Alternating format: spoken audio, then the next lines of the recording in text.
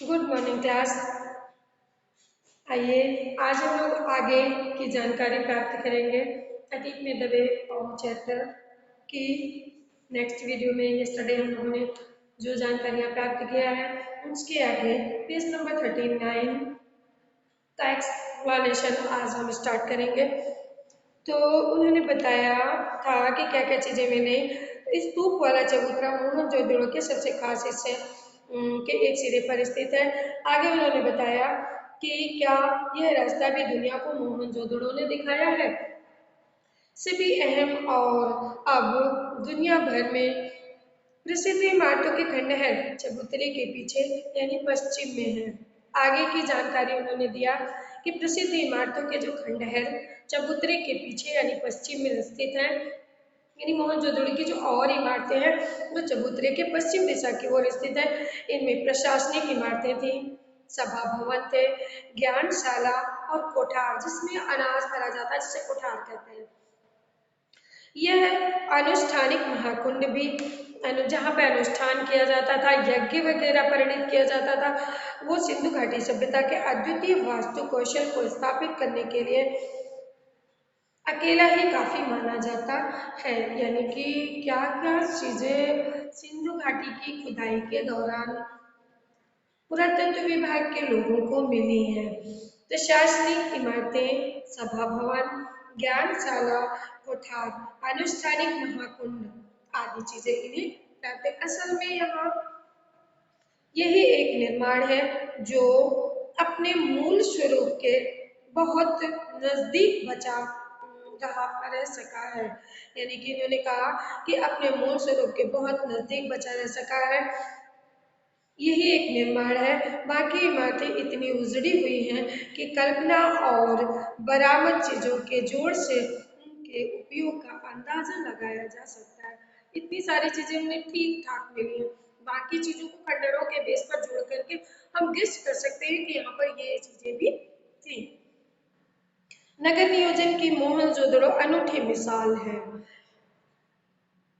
इस कथन का मतलब आप बड़े चबूतरे के नीचे की तरफ देखते हुए सहज ही भाग सकते हैं। इमारतें भले खंडहर में बदल चुकी हो, मगर शहर की सड़कों गलियों के विस्तार को स्पष्ट करने के लिए ये खंडहर काफी है। कहते हैं ये जो खंडहर है, खंडहर किसे कहते हैं? टूटी फूटी चीजों को, टूटी फूटी इमारतों को। तो टूटे फूटे जो खंडहर दिख रहे हैं उनसे काफी चीजों का गेस लगाया गया है। यहाँ की कमोबेश सारी सड़कें सीधी हैं। यहाँ फिर आड़ी है, कुछ सीधी हैं सड़कें, कुछ आड़ी हैं। आज वास्तुकार इसे ग्रिड प्लान कहते हैं। मतलब कुछ सड़कें सीधी, कुछ सड़कें बेड़ी। इससे वास्तुकार जो है ग्रिड प्लान किसे कहा जाता है? वह स्थान जहाँ पर कुछ सड़कें सीधी हो, कुछ सड़कें बेड़ी हो, उसे ग्रिड प्लान कहा जाता है।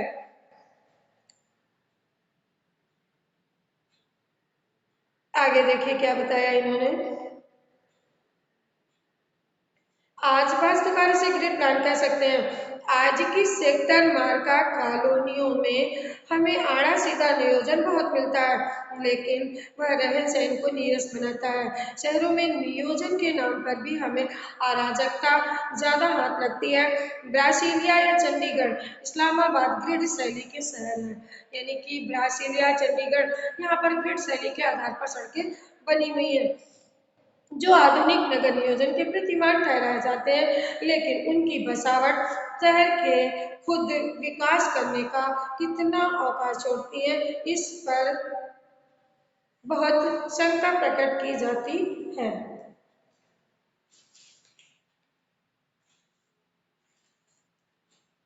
मोहनजोदड़ो की साक्षर सभ्यता या सुसंस्कृत समाज की स्थापना थी, लेकिन उसमें नगर नियोजन और वास्तुकला की आखिर कितनी भूमिका थी।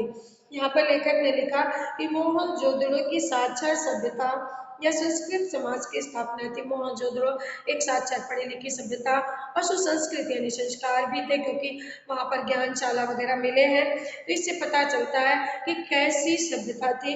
लेकिन उसमें नगर नियोजन और वास्तुकला की आखिर कितनी भूमिका है। लेकिन उसमें नगर नियोजन यानी नगर का नियोजन किस आधार पर हुआ था, इसकी कितनी भूमिका है। स्तूप वाले चबूतरे के पीछे गढ़ और ठीक सामने उच्च वर्ग की बस्ती है। स्तूप वाले चबूतरे के पीछे गढ़, ठीक सामने उच्च वर्ग की बस्ती है। इसके पीछे 5 किलोमीटर दूर पर सिंधु नदी बहती है। पूरब की इस बस्ती से दक्षिण की तरफ नजर दौड़ाते हुए पूरा पीछे घूम जाए तो आपको मोहनजोदड़ो के खंडहर हर जगह दिखाई देंगे। दक्षिण में जो टूटे फूटे घरों का जमघट है वह कामगारों का की बस्ती है। दक्षिण दिशा में काम करने वाले लोगों की बस्ती है। कहा जाता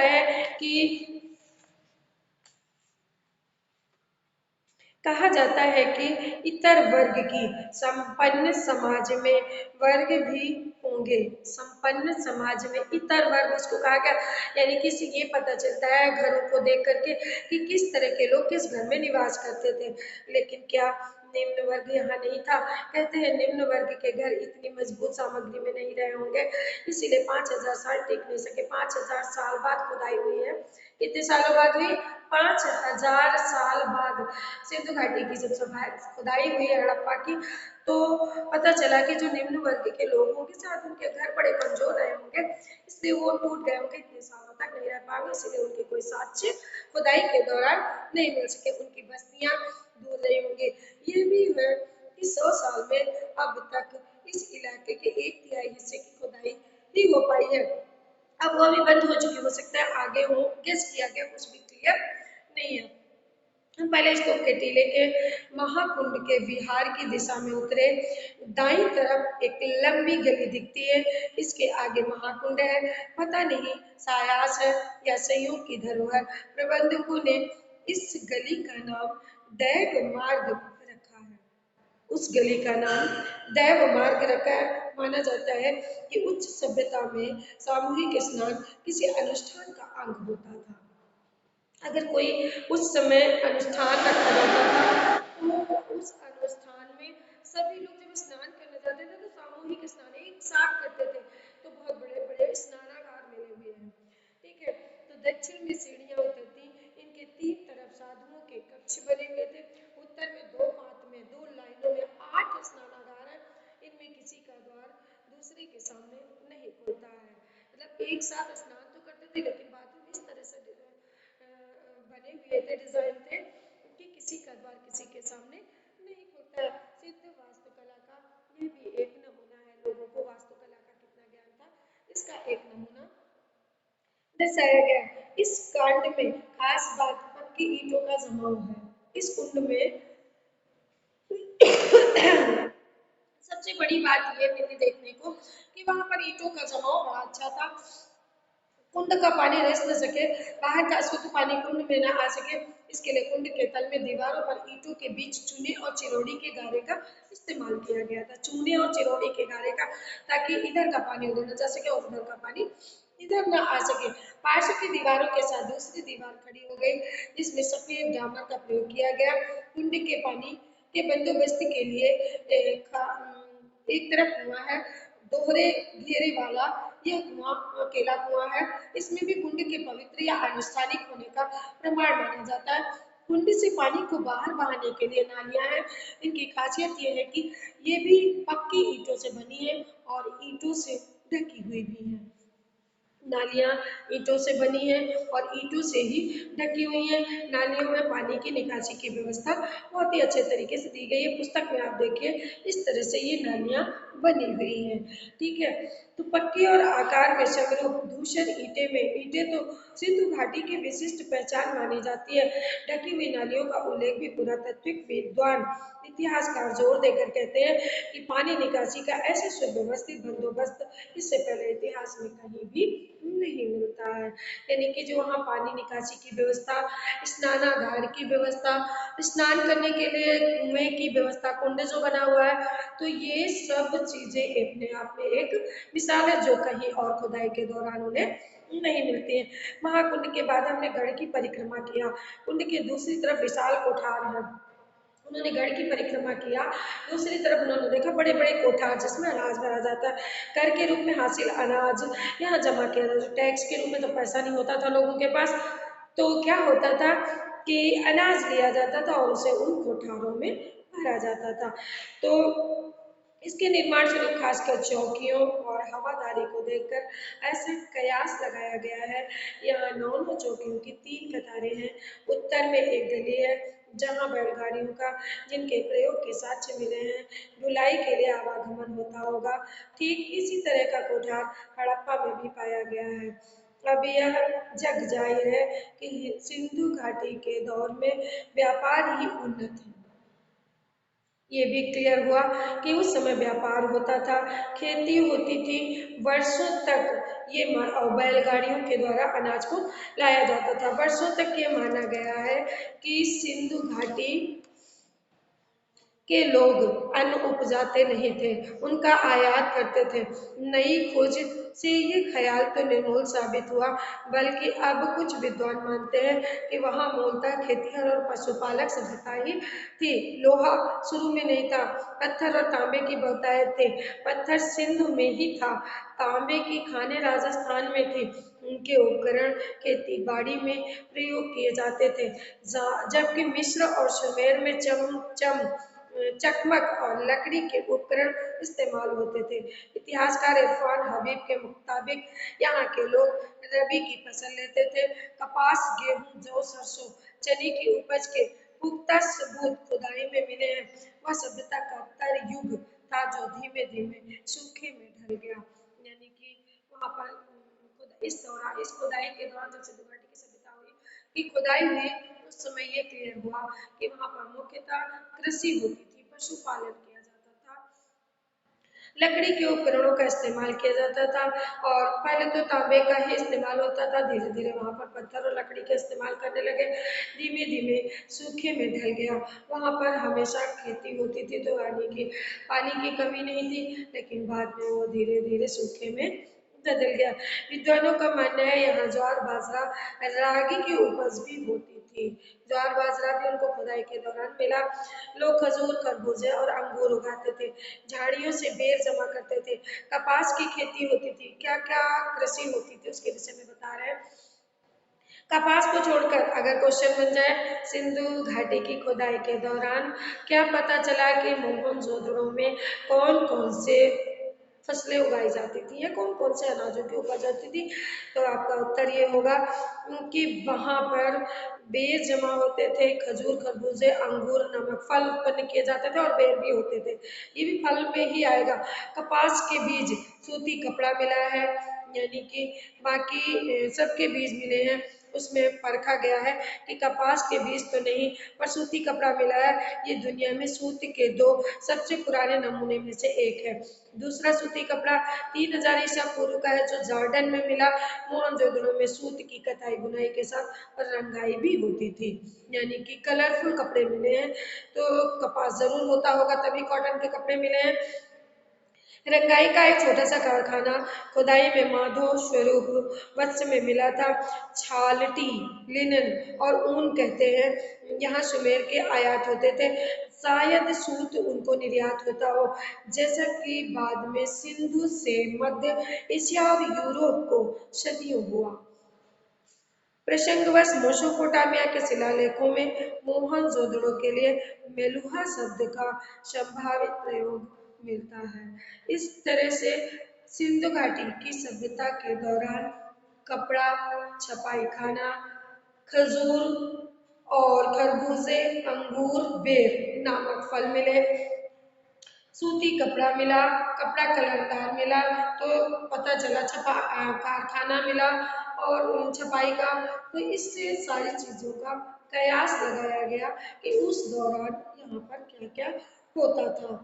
महाकुंड के उत्तर पूर्व में एक बहुत लंबी सी इमारत के अवशेष मिले हैं। इसके बीचों बीच खुला एक दलान है, तीन तरफ बरामदे हैं, इनके साथ कभी छोटे छोटे कमरे रहे होंगे। पुरातत्व के जानकार कहते हैं कि धार्मिक अनुष्ठानों में ज्ञानशालाएं सटी हुई होती थी। उस नजरिए से इसे कॉलेज ऑफ प्रीस्टस माना जा सकता है। दक्षिण में एक और भव्य इमारत है जिसमें 20 खंभों वाला एक बड़ा हॉल मिला है। यानी कि कैसी कैसी इमारतें मिली हैं उनके विषय में बता रहे हैं। अनुमान यह है कि यह राज्य सचिवालय या सभा भवन या कोई सामुदायिक बड़ा सा हॉल मिला है या कोई सामुदायिक केंद्र रहा होगा। अब क्लियर करने वाला तो कोई है नहीं, तो गेस किया जा रहा है। गढ़ की चहार दीवारी लांघकर हम बस्तियों की तरफ बढ़े। अब बस्तियों की तरफ जाते हैं तो ये गढ़ के मुकाबले छोटे टीलों पर बनी है, इसीलिए इन्हें नीचा नगर कहकर भी पुकारा जाता है। खुदाई की प्रक्रिया में टीलों का आकार घट गया है, कहीं कहीं वे फिर जमीन में जा मिले हैं। बस्ती के कुएं हैं, लगता है मैंने जैसे मीनारों की शक्ल में धरती छोड़कर बाहर निकल आए हैं। पूरब की बस्ती रईसों की बस्ती है। हालांकि आज के युग में पूरब की बस्तियां गरीबों की बस्तियां मानी जाती हैं, लेकिन उस समय रईसों की बस्तियां थी। मोहनजोदड़ो उसका उलट था, यानी बड़े घर, चौड़ी सड़कें और ज्यादा कुएं। मोहनजोदड़ो के सभी खंडहरों को खुदाई कराने वाले पुरातत्ववेत्ताओं का संक्षिप्त नाम दिया गया है। जैसे डीके हल्का, दीक्षित काशीनाथ की खुदाई, जगह जगह पर अलग अलग लोगों ने खुदाई कराया तो सबको अलग अलग नाम दे दिया गया। इनके नाम पर दो हल्के हैं। डीके क्षेत्र दोनों बस्तियों में सबसे महत्वपूर्ण है। डीके क्षेत्र शहर की मुख्य सड़क फास्ट स्ट्रीट यहीं पर है। यह बहुत लंबी सड़क है, मानो कभी पूरे शहर को नापती हो। इतनी लंबी सड़क है जैसे पूरे शहर का रास्ता यहीं से निकलता है। यह आधा मील बची है। इसकी चौड़ाई 33 फीट है। मोहनजोदड़ो से तीन तरह के वाहनों के साक्ष्य मिले हैं, उनमें सबसे चौड़ी बैलगाड़ी।